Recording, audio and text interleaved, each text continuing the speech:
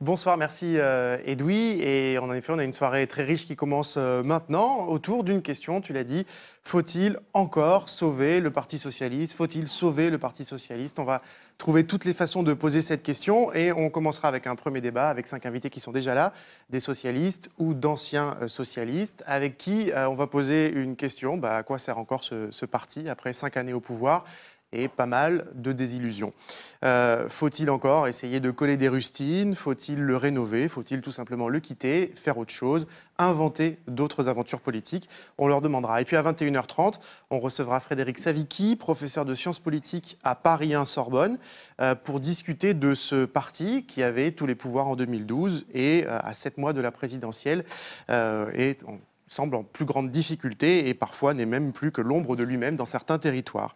Et puis à 22h30, il faudra rester avec nous donc jusqu'au bout, à 22h30, non pardon, oui, c'est à quelle heure?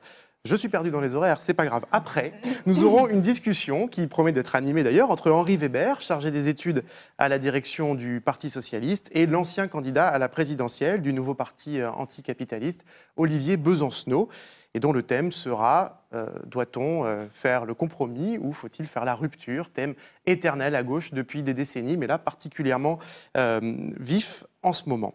Et donc, Edoui, tu me rejoindras pour animer ce débat. Donc voilà, restez jusqu'au bout. On rappelle cette offre promotionnelle, donc 20 € pour 6 mois. Et on va commencer notre premier débat avec cette question. Donc, à quoi sert encore le PS? Avec nous, 5 invités ce soir. Qui sont assez jeunes, on a voulu comme ça, voire très jeunes, ils ont entre 23 et 38 ans, et ils ont des histoires et des parcours assez différents au sein du Parti socialiste. On commence donc, je vais présenter un à un, et on a d'abord Fanélie Carré-Comte, bonjour. Bonjour.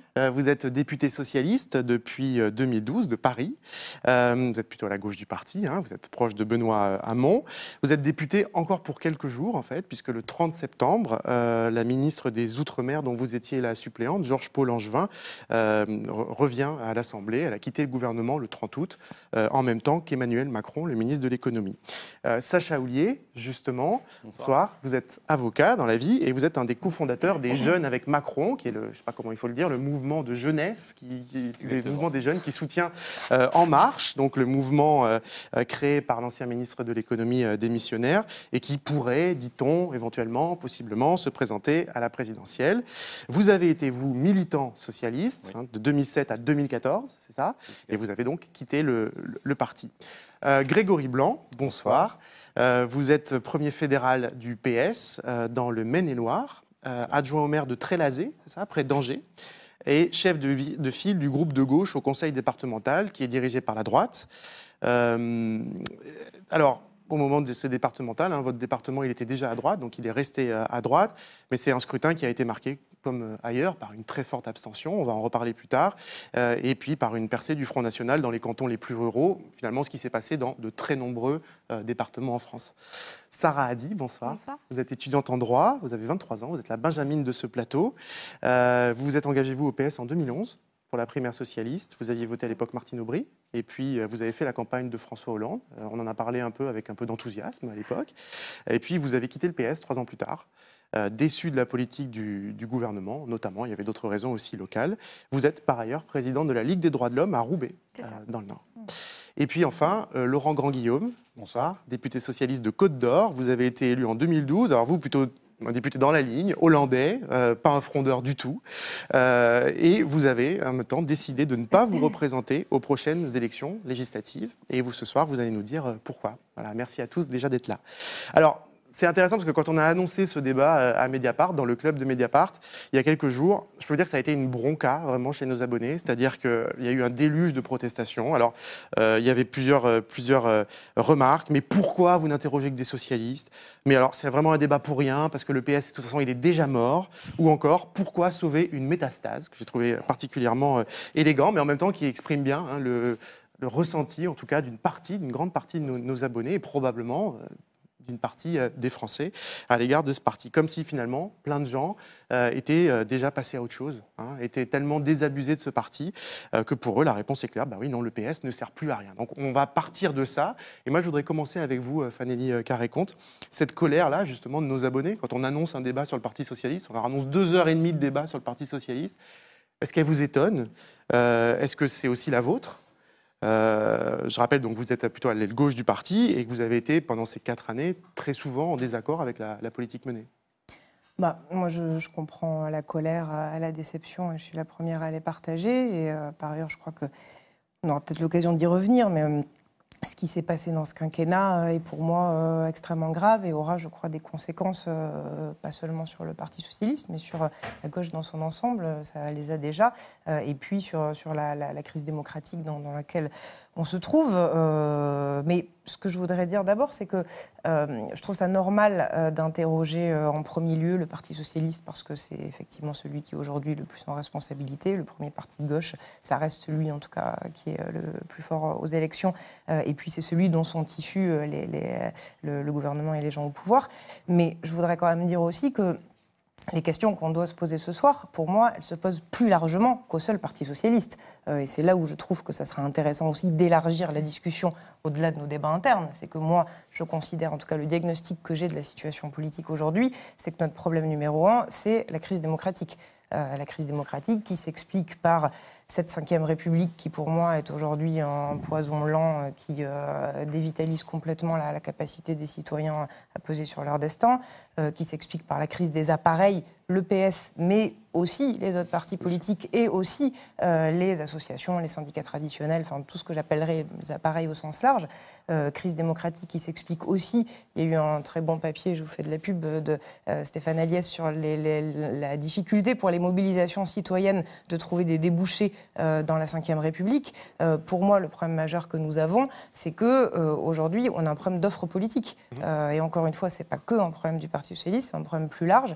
On a du mal à trouver, à recréer, moi je pense que c'est ça qu'il faut faire, une offre politique qui permet à ce que toutes les mobilisations citoyennes autour des idées qui sont, moi, mes idées pour la gauche de demain, c'est-à-dire la solidarité, l'égalité, la justice sociale, bon, on y reviendra peut-être sur le fond après, mais quelle est l'offre politique qui permet à ces idées-là d'agir et de peser sur le réel. Et aujourd'hui, c'est ça qui peine. Et je crois qu'il y a quelque chose qui m'apparaît certain, c'est que ce n'est pas le Parti socialiste qui réglera ça tout seul, qu'il ne pourra certainement pas le régler s'il reste en l'état. Je ne crois pas que c'est un énième congrès qui sauvera le Parti socialiste. Je crois qu'il faut qu'on se pose la question du dépassement et de la recréation d'une offre politique. Pas nous tout seuls, avec d'autres, avec les autres partis de gauche, avec peut-être les associations, avec la société civile, sous peut-être d'autres formes. En tout cas, c'est des choses qui sont à inventer. Mais je crois que pour moi, voilà, la question de cette offre politique nouvelle, elle se pose. Je pense que ça prendra du temps. En tout cas, ça prendra peut-être plus de temps que ce que j'avais pu imaginer il y a quelques années. Mais aujourd'hui, je pense plutôt que ça prendra du temps. Mais ce qui est sûr, c'est qu'on ne peut pas, on ne doit pas rester en l'état. Et pour moi, voilà, la question du dépassement se pose. Alors, pas le dépassement version l'Alliance populaire de notre premier secrétaire, mais notre dépassement d'abord sur d'autres bases de fond, et puis voilà, qui prennent aussi le risque de se demander comment est-ce qu'on refait de la politique autrement. Et ça prendra probablement plus de temps qu'une présidentielle, en tout cas. Oui, c'est sûr. Et puis c'est vrai qu'aujourd'hui, voilà, je crois que personne, enfin, au-delà de nos sensibilités et de nos affinités respectives, je crois qu'il est difficile pour quiconque à gauche d'être satisfait de la situation politique dans laquelle on est. Et encore une fois, moi, je trouve vraiment là que cette 5e République qui renvoie chacun à son couloir présidentiel et qui exacerbe finalement les divisions et les logiques d'appareil, là, on voit vraiment, à mon sens, qu'on a atteint les limites d'un système. Sarah a dit, question très simple, qu'est-ce qui a fait qu'après 3 ans au Parti socialiste, un jour, vous décidez de quitter ce parti, alors que vous êtes toute jeune, donc c'est, je pense, votre premier engagement en politique. Qu'est-ce qui fait qu'à un moment, vous claquez la porte, finalement, après 3 années et après une campagne que vous aviez fait avec quand même un peu d'enthousiasme? Ce qui est assez particulier, c'est que quand moi je suis arrivée au moment des primaires, donc on a enchaîné les campagnes. On n'a pas forcément eu le temps de se poser pour réfléchir un peu vraiment à comment on peut voir ou à comment on peut défendre nos idées. On a vraiment des programmes successifs à défendre. Et donc voilà, on est pris par le mouvement et on n'est pas là à se poser. Après, ce qui est plus particulièrement, c'est d'un point de vue local. Moi, je viens de Roubaix, on a perdu la municipalité. La gauche était là depuis assez longtemps et puis on a perdu face à une droite. Bon, il y a eu des problèmes internes qui se sont résolus ensuite, mais il y a eu, faut savoir que François Hollande était quand même le candidat choisi par les Roubaisiens. Enfin, c'est vraiment lui qui a été porté au pouvoir à près de 60% à Roubaix. Et quand on voit 2 ans après que voilà, la droite, elle passe et pas forcément par rapport à pas forcément pour la grandeur d'un candidat ou pour la grandeur d'un programme, mais vraiment par rapport à un désenchantement général peut-être d'une politique locale ou des guerres intestines locales, mais également du fait de un gouvernement qui, voilà, un désenchantement général, des promesses qui n'ont pas été exaucées. Pourquoi, par exemple Qu'est-ce qui, pour vous, par exemple, a fait que les électeurs de Roubaix, 2 ans plus tard, décident massivement de faire passer la ville à droite, à part les considérations locales? C'est sur quelle question? Je reprends souvent cet exemple parce que c'est vraiment sur cet exemple particulier qu'on a pu vraiment, nous, aussi faire campagne. Par exemple, sur le droit de vote des étrangers, c'est quand même une promesse qui est là depuis 81, qu'on rabâche à chaque élection. Il y avait le meeting de François Hollande qui était venu d'ailleurs à Lille où il l'a dit, il l'a redit avec enthousiasme. Mais c'est vrai que quand nous, on va après, en tant que militants, voir les gens, discuter avec eux, parce qu'il ne faut pas oublier qu'il y a les candidats, mais il y a aussi tous les militants derrière. Il y a tout le travail des militants qui fait que nous, on va vers les gens, avec qui on a un contact, avec qui on discute et parfois avec qui, avec qui on crée des liens et qui, pour eux, on est entre guillemets le rempart ou le moyen de discuter avec eux et qu'on ramène vers la base et qu'on leur dit, bah voilà, il va avoir le droit de vote des étrangers, etc. Et se dire que pour les prochaines élections, bah, on va les retourner voir ces gens et leur dire, bah, en fait, on l'a pas fait pour ce mandat-là, mais on le fera pour le mandat prochain, ne vous inquiétez pas. C'est vrai que moi, personnellement, c'est quelque chose que je n'aurais pas su faire. Après, c'est pour ces choses-là, il y a eu d'autres choses. Il y a eu aussi le récépissé. Enfin, Roubaix, c'est quand même la ville la plus pauvre de France. Même si elle a son image et que moi, j'adore vivre à Roubaix et que je fais plein de choses du fait de mes réseaux associatifs, du fait de la Ligue droits de l'homme ou mes études, il faut savoir que c'est une population qui a beaucoup de difficultés et que parfois, il suffit, même si les conditions économiques ne sont pas au rendez-vous, il y a des choses symboliques qui font que même si ces personnes-là galèrent financièrement, ils se sentent reconnus et qui fait que voilà quoi ça. Le récépissé, c'est sur la question du contrôle au faciès. Au faciès, voilà. Qui ont finalement été assez vite abandonnés. Voilà, Manuel Valls a assez vite décidé que c'est... Après, il y a les différents aussi discours successifs, notamment du Premier ministre ou de différents. Moi, je retiens souvent ceux du Premier ministre parce que c'est souvent lui qu'on voit en premier abord dans les médias, qui blessent quelque part aussi les individus. Après, voilà, il y a la politique et il y a les politiques. Et moi, je pense que c'est les politiques qui font beaucoup de mal à la politique. Et c'est vrai qu'après, essayer d'expliquer toutes ces choses-là aux gens, ça devient fatigant. Et bon, j'ai 23 ans, donc j'ai aussi d'autres choses. Vous ne sentez pas de revenir les voir comme ça pour voilà, moi, faire face à ces déceptions? Voilà, je ne saurais pas gérer ça. C'est peut-être mon âge ou peut-être mon caractère, mais c'est des choses que je n'arriverai pas à gérer à 23 ans. Peut-être que plus tard, ce sera plus facile d'argumenter. Mais en tout cas, aujourd'hui, c'est des choses que je ne saurais pas faire. Et c'est pour ça que je préférais prendre le recul et de me diriger vers d'autres choses où je m'épanouis plus largement, notamment à la LDH ou au Génépi, où on intervient auprès des détenus et voilà, où il y a vraiment un échange, il y a une construction sur certaines choses. Et vous avez l'impression d'être plus utile dans ces engagements associatifs? Ah oui, absolument. Ouais. J'ai vraiment l'impression d'être vraiment plus utile. Après, comme je l'ai dit, c'est vrai qu'on est arrivé dans un contexte... Enfin, moi, j'avais adhéré au Parti socialiste dans un contexte particulier, c'était campagne sur campagne. Donc c'est vrai qu'on était toujours à la course, on était toujours en train de parler avec les gens. On n'a pas vraiment réussi à construire des choses. Et puis après, il y a eu beaucoup de choses locales qui ont fait que la politique, c'est quand même assez violent et que... Pour les jeunes, ce n'est pas forcément non plus l'idéal. On va y revenir à la fin justement du débat. Grégory Blanc, c'est quoi l'état des troupes dans le Maine-et-Loire, à Angers? C'est quoi l'état du PS? Est-ce qu'en gros, vous êtes dans une situation où finalement c'est vraiment le noyau dur des militants qui se retrouvent aujourd'hui après 4 ans de PS au pouvoir, avec plein de successions de défaites électorales? Alors, vous avez un peu, vous dites, limité la casse dans le Maine-et-Loire par rapport à d'autres départements. Cela dit, il y a eu beaucoup de militants qui sont partis. Donc, du coup, c'est quoi l'état des troupes? Est-ce que vous avez encore des troupes tout simplement pour cette campagne? Je ne sais pas, faire la campagne, coller les affiches, essayer de faire un peu cette campagne? Ou est-ce que ça va être très difficile parce que tout simplement, les gens ne sont plus là? C'est un peu complexe. Si on veut répondre de manière brute, si on prend l'état du nombre d'adhérents, il y a, en 2003, je me souviens, on était 400. Aujourd'hui, on est 800. On est monté à 1200. Donc si on compare par rapport à ce qu'on était au début du quinquennat, oui, il y a moins d'adhérents. Par contre, est-ce que, j'allais dire, la masse, la famille socialiste, il y a le cœur, les adhérents, il y a les élus, il y a les gens qui sont engagés, qui font tourner les sections, qui font tourner le parti en lui-même. Il y a aussi cette masse de sympathisants. Des gens qui, quelquefois, sont un peu désabusés parce qu'ils n'y voient pas clair. Ces gens-là ne sont pas forcément partis ailleurs. Certains, oui, y compris des adhérents qui ont rompu de manière brutale avec le parti, soit parce qu'ils considéraient qu'on n'était pas assez à droite, pour le dire rapidement, ou pas assez à gauche. Mais il y a toujours une famille qui est là et qui cherche, qui tâtonne parce qu'il y a besoin d'une offre politique, quelque chose auquel se raccrocher, quelquefois au niveau local, parce qu'il y a des combats aussi à conduire au niveau local, aussi au niveau national. Et on voit bien qu'on a besoin aussi d'avoir des perspectives au niveau national, à la fois au niveau du parti, mais aussi au niveau des plus hautes autorités de l'État, des besoins d'une mise en récit, en tout cas qu'on nous explique un certain nombre de choix qui ont été faits. Perspective qui a manqué, vision qui a manqué. Évidemment, évidemment. Et puis aussi de prendre du recul par rapport au bilan.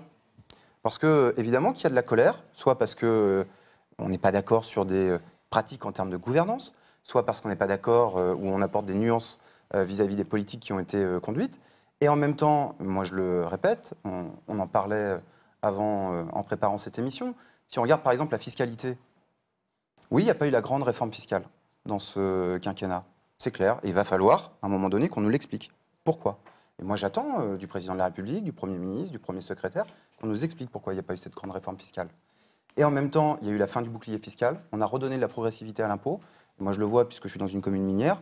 Oui, il y a eu des mesures de correction sur les veuves de mineurs qui avaient eu la suppression de la demi-part sous Sarkozy et qui maintenant voient des mesures de correction qui ont été appliquées. Et il y a donc eu un certain nombre d'évolutions. Est-ce que c'est suffisant ? C'est tout l'enjeu démocratique de l'élection présidentielle qui est devant nous. Et ça, il va falloir qu'on l'explique. Et il va falloir qu'on arrive à l'expliquer en fixant des enjeux qui sont concrets, qui sont compréhensibles par la plupart simplement des habitants, de nos concitoyens, des gens qu'on rencontre au quotidien. Mais il y a des vrais combats à mener. Il y a des enjeux lourds dans l'élection qui vient. Voilà, il faut qu'on arrive à clarifier parce qu'aujourd'hui, effectivement, c'est extrêmement obscur. De là à dire que... Est-ce que c'est juste une question de pédagogie, de récit ? Enfin, est-ce que c'est pas aussi une question de... Récit, je ne sais pas si c'est le bon terme. En tout cas, qu'on nous explique l'orientation. Moi, je partage beaucoup de ce qu'a dit Fanny Carré-Comte sur la crise démocratique. Et en même temps, ce n'est pas que ça. Il y a aussi une crise des pratiques politiques. Il y a aussi une crise aussi à l'intérieur des institutions. Moi, je vois beaucoup d'institutions, des associations, dans ce qu'on appelle la société civile. Oui, il y a de l'innovation dans la société civile. Et en même temps, la société civile dite organisée, elle est au contact d'une partie de la population, et pas au contact de toute la population. Il y a de plus en plus de gens qui sont isolés de toute vie collective. Et ça, il faut qu'on s'interroge là-dessus. Oui, il y a des choses qui bouillonnent, il y a des innovations dans les associations. Et en même temps, on ne trouvera pas tout dans les associations. Donc il faut qu'on trouve des espaces. Parti politique, à ma connaissance, c'est quand même sa vocation, c'est leur vocation, que d'être un espace pour se faire rencontrer des gens et réfléchir ensemble aux enjeux de la société. Est-ce qu'aujourd'hui, ils le font ? Est-ce qu'ils le font correctement ? Moi, je suis assez critique par rapport à cela, oui. Alors, on va continuer un peu ce tour de table, après on discutera. Sacha Houlié, vous avez vous aussi donc quitté le Parti socialiste. D'abord, pourquoi ? Et vous êtes rentré, je crois, au PS assez jeune, vous avez 18-19 ans, c'est ça ? Donc vous avez fait de 2007 à 2014, oui. Donc 2 campagnes présidentielles, c'est ça ? Exactement. Donc pourquoi vous avez quitté le PS ? Et pourquoi, aujourd'hui, vous soutenez la démarche d'Emmanuel Macron, qui est à peu près vue par une grande partie de la gauche comme le social-libéral, vraiment quelqu'un qui trahit encore plus que François Hollande, presque, les ambitions de la gauche au pouvoir. Expliquez-nous donc. D'abord, moi, ça ne s'est pas fait en claquant la porte. C'est un cheminement qui est un peu plus long que ça, et c'est un éloignement qui est progressif. C'est un éloignement que j'explique dans beaucoup ce qu'ont expliqué les gens qui ont parlé avant moi, et qui montrent en fait en réalité qu'il y a une crise démocratique. Et pour reprendre la phrase qui a été dite par Sarah, les politiques font beaucoup de mal à la politique. Pourquoi ? Parce que moi, je ne considère pas que la difficulté soit forcément dans les institutions, mais qu'elle est éminemment dans la représentation. Alors, par chance, vous avez invité des élus qui sont assez exemplaires parce qu'ils ne cumulent pas et parce qu'ils travaillent à l'Assemblée. Ce n'est pas le cas de tous, malheureusement. Aujourd'hui, on a ce que je ressentais au-delà même du PS, parce que je pense que ça dépasse le PS. Je pense que c'est les structures partisanes et ce qui fait la représentation, qu'elle soit nationale ou qu'elle soit dans toutes les collectivités qu'on a aujourd'hui en France, c'est qu'on a un système politique qui est à bout de souffle parce qu'il ne représente plus les gens dont ils sont censés en fait, finalement porter la voix.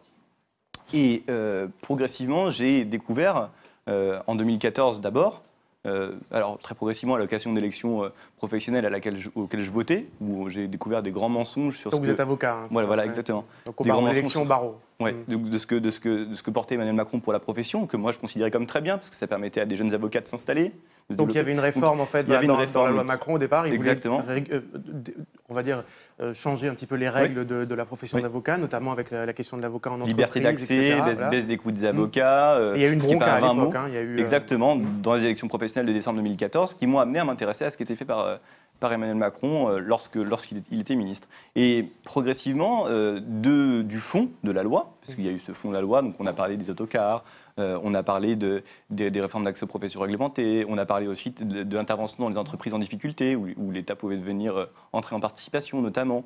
Il y a toutes ces dispositions-là, mais il y a surtout la méthode dont c'était conduit. Et encore une fois, je parle en présence de députés, donc ils pourront effectivement me contredire si ce n'est pas le cas, mais dans la méthode d'association de la représentation populaire, nationale, et d'association aussi des gens, donc ce qu'on a fait ensuite après avec la Grande Marche, lorsqu'on a un peu moqué ce porte-à-porte, mais lorsqu'on a été voir les gens pour leur dire, voilà, aujourd'hui vous n'allez pas nous parler, on ne va pas vous vendre un programme, ce que j'ai fait dans les campagnes présidentielles, ce qu'on a fait dans les campagnes présidentielles lorsqu'on est allé voir, frapper à toutes les portes pour dire on vous vend tel candidat. Non, là on a leur demandé qu'est-ce qui va, qu'est-ce qui ne va pas, qu'est-ce qu'on peut faire pour vous. Alors évidemment on a une idée derrière ça, on sait aussi très bien qu'il y a des choses qui ne fonctionnent pas, on les identifie, voilà. Mais dans ce renouvellement vis-à-vis de l'association de la représentation nationale, de l'association des gens, et finalement dans le dépassement du parti en ce qu'il est trop fermé, et dans la reconstitution d'un mouvement ouvert, un mouvement, tout simplement un mouvement, à la différence d'un parti, et donc dans le dépassement des machines électorales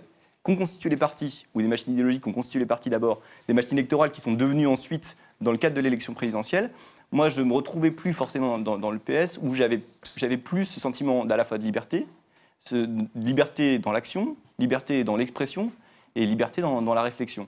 Ça veut dire quoi? Ça veut dire qu'on vous interdisait de parler? Ça veut dire que vous ne pouviez pas dire ce que vous pensiez? Ça veut dire que c'est... Non, il y a, je pense, parce que je ne pense pas que ce soit du passé, même si ça fait longtemps que je n'ai pas remis les pieds dans un parti traditionnel, et très spécifiquement au Parti socialiste.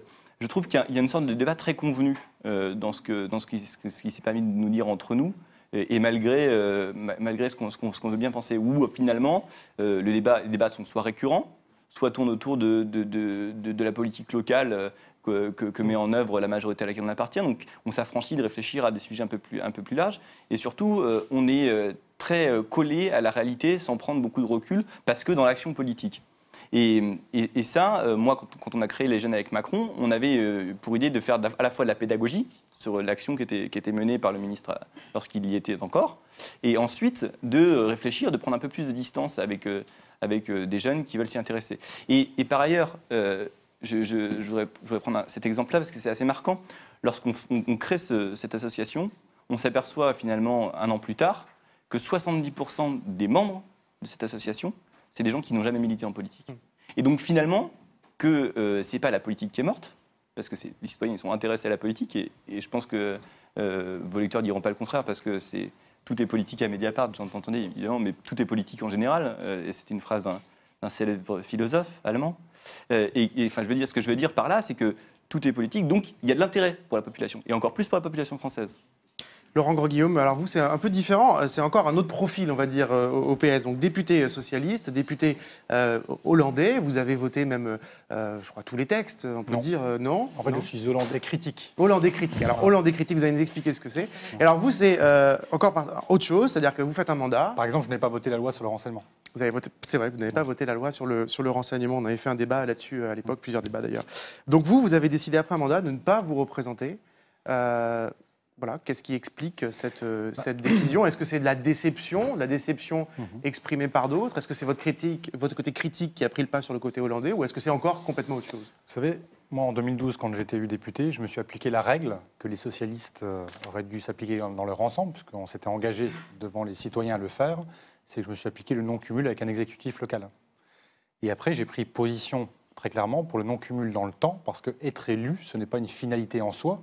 La politique, elle n'est pas reflétée uniquement par les élus, par la démocratie représentative, elle est aussi sociale, elle est aussi participative, et qu'être élu, ça ne doit pas être un métier.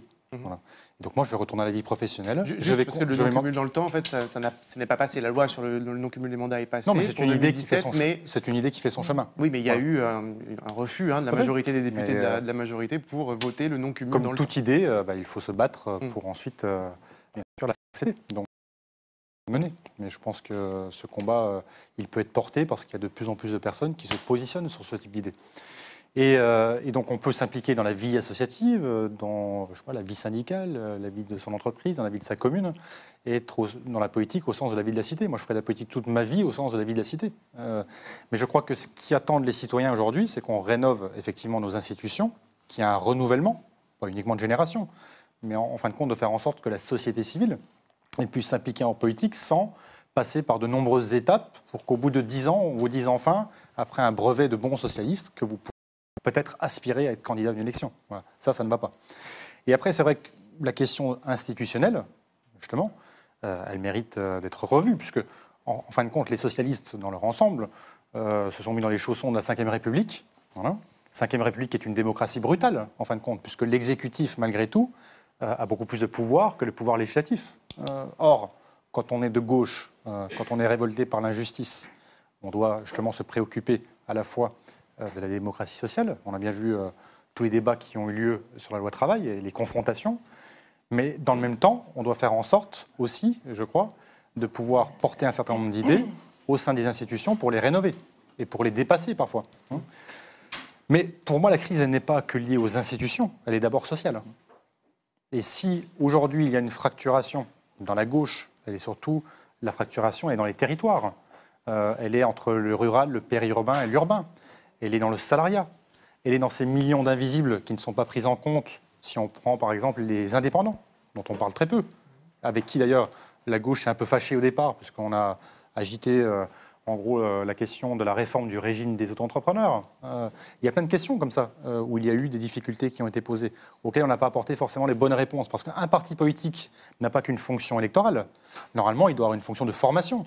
Il doit avoir une fonction idéologique. Et ça, c'est fini ? À chaque fois qu'il y a eu des débats de fond, souvent, on a mis le couvercle, mais ça ne date pas de 2012. Si on reprend par le passé la question européenne, après le référendum sur le traité constitutionnel européen, on a mis le couvercle sur cette question qui est fondamentale.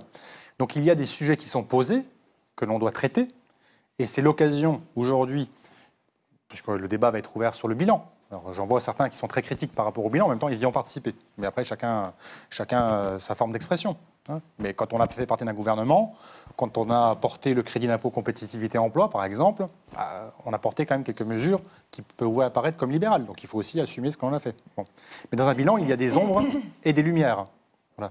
Eh bien, il faut regarder la part d'ombre, c'est-à-dire les échecs, ce qui n'a pas fonctionné, pour en tirer des leçons. Parce que le pire serait en fin de compte, de ne défendre que ce qui a fonctionné sans jamais se poser des questions sur ce qui n'a pas fonctionné. Or, je pense qu'un élément aussi fondamental qui n'a pas fonctionné, c'est qu'il y a eu le changement, en tout cas la promesse d'un changement, mais après, il n'y a pas eu l'accompagnement du changement. C'est-à-dire que le Parti socialiste aurait dû ouvrir grandes les portes et les fenêtres. À l'époque, j'étais secrétaire national de l'organisation. J'ai proposé fin 2012 qu'il y ait une campagne nationale d'adhésion des acteurs du changement. Bon, il n'y en a pas eu, et c'est bien dommage, parce qu'on aurait pu s'appuyer justement sur la force des citoyens pour faire en sorte qu'on ne soit pas uniquement justement, une puissance électorale qui a montré ses faiblesses, mais au contraire que l'on débatte au fur et à mesure du temps en fait, des problématiques qui sont posées et des difficultés qui étaient posées pour que les citoyens interpellent dans les réunions de section du Parti socialiste. Justement, c'est fait pour ça, la confrontation. Une réunion de section, ce n'est pas fait uniquement pour entendre un élu local qui va vous dire tout ce que je fais de bien. Non. C'est fait logiquement pour avoir des débats de fond, pour poser ces débats. Or, ce n'est pas toujours le cas. Et un des risques, je crois, pour le Parti socialiste, ce serait de revenir à une forme de SFIO avec des baronnies locales, en fin de compte, où il n'y a plus de débat, voilà, où on entretient un réseau d'élus, très bien, mais ce n'est pas ça la fonction première du Parti socialiste. Mais je voudrais vous poser la question à tous. Est-ce que vous n'avez pas l'impression que finalement, on entend les uns et les autres, parfois les critiques ne sont pas les mêmes. Certains disent que la politique a été trop loin, trop libérale. D'autres disent qu'il fallait aller plus loin. D'autres encore sont, comme Sarah, expriment un mécontentement sur les questions plus de société ou aussi sur la façon dont on a traité des débats comme la déchéance de nationalité ou ces sujets-là. Donc il y a beaucoup de critiques comme ça. Qu'est-ce qui fait que finalement vous êtes encore ensemble ? Est-ce que finalement il n'y a pas là autant... qu'est-ce qui fait qu'on reste au PS finalement ? Pourquoi ? C'est parce qu'on est obligé dans la Ve République pour faire quelque chose au niveau de la politique d'être histoire engagé dans un parti, ou est-ce que c'est parce qu'on reste pour faire carrière? C'est souvent la critique finalement qui est... Je finis ma question, c'est souvent la critique qui est faite, c'est-à-dire c'est quand on va dans n'importe quel endroit, tout ce qui nourrit l'abstention et le vote Front National, les gens disent toujours la même chose. Ils sont là pour les places, ils sont là pour les postes, ça s'applique à la gauche comme à la droite. Comment? Donc est-ce que finalement, l'idée, c'est pas finalement d'arrêter, enfin de passer à autre chose, puisque vous êtes tous insatisfaits de ce cadre tel qu'il existe aujourd'hui. Pardon, la question est très naïve, mais en même temps, c'est la question que tout le monde a. Fanelli. Moi, je pense que les choses ne sont pas nécessairement contradictoires, au sens où, moi, aujourd'hui, je suis au Parti Socialiste d'abord parce que je ne suis pas la seule à y porter les idées que j'y porte, qu'il y a un certain nombre, voire un grand nombre de camarades et de militants qui portent ces idées-là, même si ça n'a pas permis de les rendre majoritaires ou plus efficaces, mais en l'occurrence, ces gens-là existent, ils sont là, il faut les écouter et les considérer.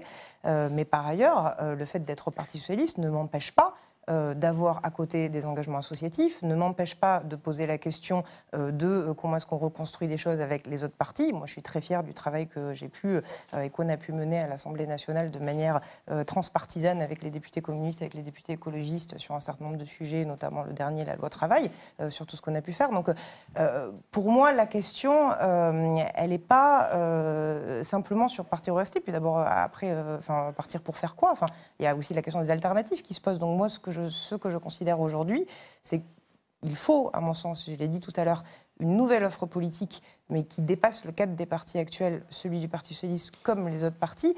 Mais être à l'intérieur aujourd'hui n'empêche pas ça. Et au contraire, j'ai même plutôt la conviction qu'à un moment donné, le renouveau du système, il viendra aussi d'une partie des gens qui sont à l'intérieur du Parti Socialiste. C'est-à-dire, vous avez l'impression que ce que vous avez porté pendant un certain nombre d'oppositions à des textes, par exemple, l'Assemblée, etc., en étant minoritaire dans la majorité, d'une certaine façon, apporte. Par exemple, on dit quand les frondeurs, par exemple, n'ont pas voté au moment du 49.3 le travail, la motion de censure de la droite, donc à quoi vous servez? C'est la critique que fait souvent Jean-Luc sur les frondeurs. Voilà, finalement, on peut aussi vous dire que vous n'avez pas été très utile. Moi, je ne crois pas, puisque je considère d'abord que ce qu'on a pu porter au Parlement a constitué un débouché politique, une visibilité politique pour un certain nombre d'idées qui sont portées par les citoyens. Mais surtout, au-delà de ça, je considère encore une fois que... D'abord, tout ça est en construction, tout ça continue à se faire et à avancer, à cheminer. Et puis surtout, personne n'a la solution. C'est surtout ça que je veux dire. Oui. C'est-à-dire qu'il y a des choses qui ont été tentées. Il y a des des gens qui avant ont quitté le Parti Socialiste. Il y a des gens qui aujourd'hui font d'autres choses, ne sont plus dans la vie politique ou sont dans la vie politique autrement. Il y a des gens qui sont dans d'autres partis. Est-ce que tout ça... Enfin, je me pose aussi beaucoup de questions. Quand je disais tout à l'heure l'impasse des mobilisations citoyennes dans la Ve République, moi, je n'ai pas la réponse à toutes ces questions-là. Et vous imaginez rester tout le temps au PS, ou alors est-ce qu'un jour... Par exemple, après, si beaucoup de gens imaginent que le PS va perdre cette présidentielle, c'est ce que la majorité des gens pensent. En tout cas, l'idée, c'est très possible. Est-ce qu'il y a un certain nombre de... Je pose juste la question, un certain nombre de... On entend un certain nombre de vos camarades frondeurs, par exemple, qui disent de toute façon, il faudra rester parce qu'en gros, il faut garder la maison. Il faut garder la maison parce que ça pourrait être pris par d'autres, par des lignes avec lesquelles on n'est pas d'accord. Et donc, on gardera la maison. Est-ce que c'est ça l'objectif? Moi, je pense que quand même, on a une histoire, un attachement affectif aussi à un parti, une culture, à une famille. Un parti, ce n'est pas une fin en soi. Un parti, c'est un outil au service d'un projet de transformation sociale. Et force est de constater aujourd'hui que le Parti socialiste tel qu'il fonctionne ne permet pas, à mon sens, de défendre le projet de transformation sociale que j'ai envie de défendre. Donc, est-ce qu'un jour... pour moi, la question, la première question, c'est d'abord l'offre politique, c'est d'abord qu'est-ce qu'on fait, c'est d'abord le projet politique. Est-ce que le PS sera le même demain? Est-ce qu'il n'existera plus? Est-ce qu'il existera différemment? Je n'en sais rien. Moi, je ne m'interdis rien non plus dans ma tête, dans mes réflexions. Aujourd'hui, je suis au Parti Socialiste parce que je pense qu'il y a des choses à y faire, que j'y suis avec des camarades et qu'encore une fois, je pense que le renouveau de la gauche demain passera par le Parti Socialiste, ou en tout cas une partie du Parti Socialiste qui a gardé des orientations non social-libérales, on va dire. Mais encore une fois, pour moi, la question de l'appareil n'est pas la porte d'entrée et ne peut pas être la seule porte d'entrée. Je crois que la question, c'est l'objectif, c'est qu'est-ce qu'on veut faire ensemble. Et c'est pour ça que je trouve que dans la discussion qu'on a là, on mélange aussi deux débats. Il y a le débat sur le fonctionnement, il y a le débat sur les appareils, sur leur sur la manière dont ça marche en interne, et il y a le débat sur le projet politique. Et là, très clairement, on a, je crois, pas en particulier avec nos amis de En Marche, moi, j'ai une vraie divergence de projet politique. Enfin, je pense qu'on ne défend clairement pas la même chose. Vous êtes d'accord, donc en fait, vous n'avez plus rien à faire ensemble dans la même structure. On ne défend pas, je crois, enfin en tout cas, moi je considère qu'on ne défend pas nécessairement le même camp, et que pour moi, l'avenir et la modernité du socialisme au XXIe siècle, c'est pas le libéralisme. Bon, il est droite, c'est ça que vous voulez dire. Il dira ce qu'il voudra dire et il se définira comme il se voudra. Ah oui, ça avait été en tout cas, ce que je crois, enfin après, parfois c'est vrai que bon, il faut encore que le projet soit un peu plus défini, mais je considère que pour moi, l'accroissement du libéralisme n'est pas ce vers quoi il faut aller aujourd'hui pour construire une société plus juste, plus solidaire et plus conforme aux grands défis du XXIe siècle, que ce soit la crise écologique, la révolution numérique, le creusement des inégalités, etc. Donc, c'est pour ça qu'il y a ces deux sujets. Il y a la question du fonctionnement et la question du projet politique. Après, il vous dit en même temps, un parti ça marche plus, il faut faire un mouvement, etc. Donc je donne la réponse à la défense après. Oui, mais en même temps, s'il suffisait de ne pas avoir de carte dans un parti politique pour faire du renouveau et pour être anti-système, ça se saurait. Et en l'occurrence, c'est un renouveau qui vous paraît pas si neuf, c'est ça? Je pense qu'effectivement, c'est un renouveau qui n'est pas si neuf. Mais je pense surtout que, encore une fois, la question, c'est aussi la question du projet politique. Et c'est d'abord ça qui doit définir vers où on veut aller et comment on chemine. C'est quoi votre projet politique? Social-libéral, libéral total? Mais, en fait, nous, d'abord, ce qui dérange beaucoup les partis politiques traditionnels, c'est qu'on a choisi de changer le paradigme. On a pris le risque de changer le paradigme en considérant que le clivage gauche-droite tel qu'il était posé, il était obsolète. Parce que d'abord, beaucoup d'entre nous viennent de la gauche, certains d'entre nous viennent de la droite, mais on considère... Pas mal viennent de la droite. Pas mal viennent de la droite. Mais ça, c'est aussi justement pour ça que je dis qu'on change de paradigme, parce qu'on a considéré... On peut dire aussi on change de camp, du coup. Non, parce que d'abord, en termes de... D'abord, j'aime pas trop l'expression de camp, parce que ça reviendrait à dire qu'il y a un affrontement entre les camps sociaux, ce que je ne crois pas. Je crois qu'il y a certaines personnes qui sont progressistes et d'autres qui sont davantage conservatrices. Et qu'aujourd'hui, dans certains aspects, des personnes qui sont dans le Parti socialiste rejoignent beaucoup de personnes qui ont épousé les opinions conservatrices. Sur quoi, par exemple? Y compris sur l'économie, sur les questions de société? Non, sur les questions de société, y compris ce qu'a présenté le Premier ministre, notamment lors de la déchéance, ou lorsqu'il a parlé, il a récemment sorti sur le Burkini, ou tout ce qu'il a présenté cet été. Mais ça transcende, ça, en fait. Ça transcende les camps. C'est conservateur Oui, exactement, ça transcende le camp. Alors, quand je dis que nous, on a choisi un projet progressiste, vous le qualifiez de social, libéral, de libéral, ce que vous voulez. On a considéré, et ce depuis la loi Macron, qu'il y avait d'abord besoin de remettre de la confiance et que pour ça, il fallait accorder de la liberté. Que cette notion de liberté, elle n'était en aucun cas antagoniste de celle de l'égalité. Et qu'il y avait effectivement au Parti socialiste une tradition, ou du moins un socle chez certains militants du Parti socialiste qui était très égalitariste, qui ne convenait pas au projet de transformation sociale, puisque c'est la question qui a été posée. Et effectivement, dans la recomposition qu'on a posée, on s'est effectivement dit, et c'est ce qui a été démontré à l'occasion de la loi Macron, qu'on pouvait faire des choses qui œuvraient en faveur de la justice sociale. J'ai présenté les renouveaux pour les professions réglementées, et moi je les ai mesurés sur le terrain, sur l'intervention dans les entreprises en difficulté, j'en ai parlé aussi, sur la façon dont on a donné les moyens à beaucoup de gens qui ne les avaient pas de se déplacer par les autocars. Voilà, on a considéré que toutes ces choses-là, on pouvait les faire avec des gens de bonne volonté qui, à un moment donné, avaient dit qu'ils étaient de droite, comme nous, à un moment donné, on a dit qu'on était de gauche. C'est vrai qu'en effet, il n'y a pas grand-chose en commun entre vos deux discours. Grégory Blanc, quand on a préparé cette émission, j'étais un peu déprimé par un truc que vous m'avez dit. Vous m'avez dit... De toute façon, toute cette question-là du renouveau, du passé, tout ça ne va pas se poser maintenant, parce qu'en fait, la question là, ça va être, en gros, il y a la droite et l'extrême droite en face, donc on va devoir lutter en tant que socialiste contre la droite ou l'extrême droite.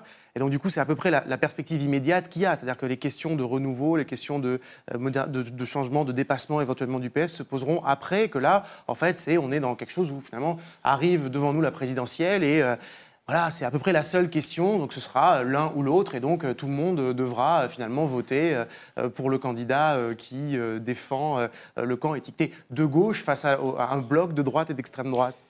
Je crois qu'il y a deux débats. Il y a un débat de la gauche face à la droite, et il y a un débat des démocrates face à l'extrême droite. C'est comme ça que la situation est posée. Et toute l'équation du Parti socialiste, c'est de répondre à ces deux questions et de trouver la meilleure solution pour répondre à ces deux problèmes. Est-ce qu'on motive les gens en leur disant de façon négative, c'est ça, en disant vous devez éviter le pire. Et deux choses par rapport à ce qu'on entend.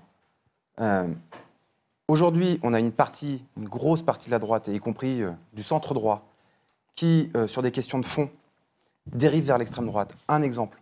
Moi, je suis élu au conseil départemental qui a comme compétence le social. La droite reprend le discours de l'extrême droite sur la confusion entre assistance et assistanat. C'est-à-dire que tout ce qui est assistance devient assistanat pour réduire l'assistance.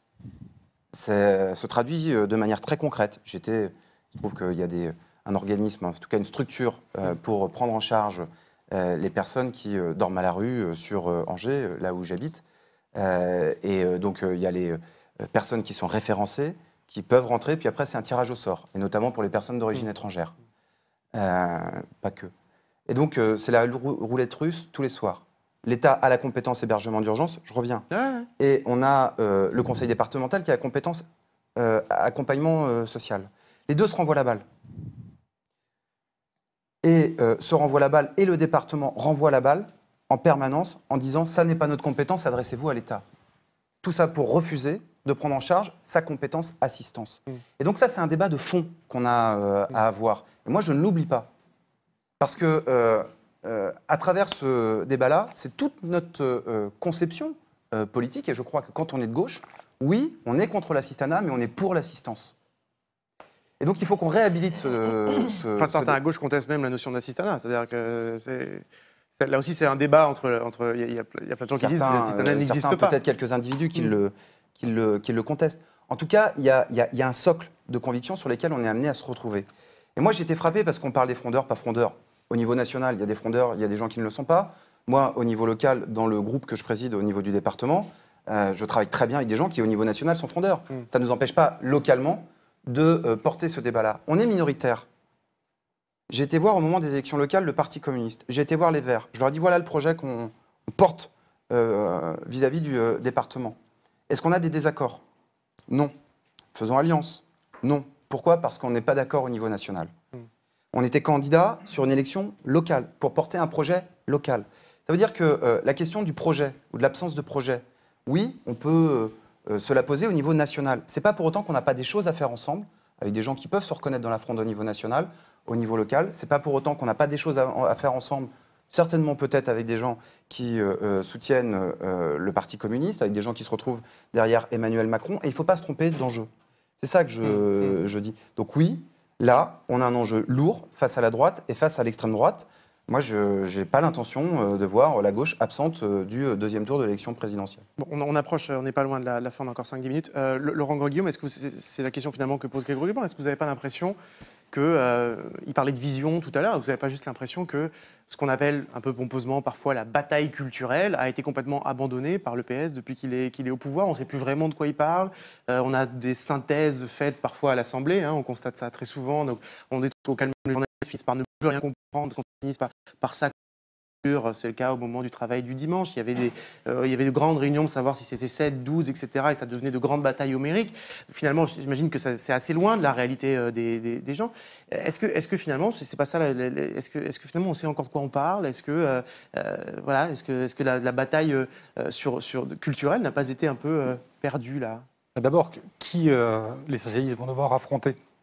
C'est en fait une droite qui s'est reconstruite sur la base des thèses du Club de l'Horloge, les 3 I, identité, insécurité, immigration. Si la gauche fracturée n'est pas capable de se rassembler sur un projet commun, en fin de compte, elle peut disparaître, la gauche dans son ensemble, et pour longtemps. Donc, il faut que la gauche elle puisse rejoindre la majorité sociale du pays, en fait, sur les questions sociales, en fin de compte. Or, quelle est la majorité sociale du pays aujourd'hui? Elle est dans le rural, elle est dans le périurbain, et dans les quartiers périphériques, la France périphérique. Elle existe.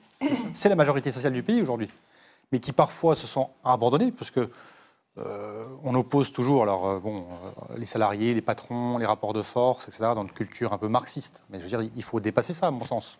Puisqu'aujourd'hui, les salariés qui parcourent 20-30 km pour aller travailler chaque jour, eh bien, leur salaire réel, in fine, va être parfois inférieur à des personnes qui vont bénéficier de la solidarité, ce qui, en fait, crée des tensions entre les uns et les autres, qui ne doivent pas exister.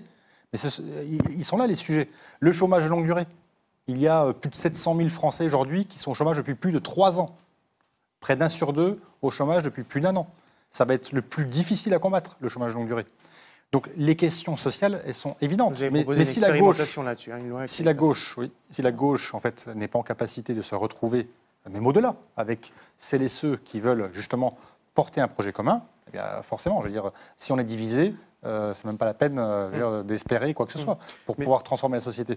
Mais pour cela, il faut qu'on ait des débats et des confrontations. Et, il faut les assumer. Mais je n'ai pas le sentiment aujourd'hui qu'on se dirige vers une confrontation au sein de ces différentes familles pour discuter, échanger et trouver quelles sont, non pas que nos divergences, parce qu'elles peuvent être nombreuses, par rapport à ce que vous disiez au départ, quel était le point commun entre Jean-Pierre Chevènement, Jean Popren, François Mitterrand? Ils avaient des différences assez fortes. Michel Rocard. Bon.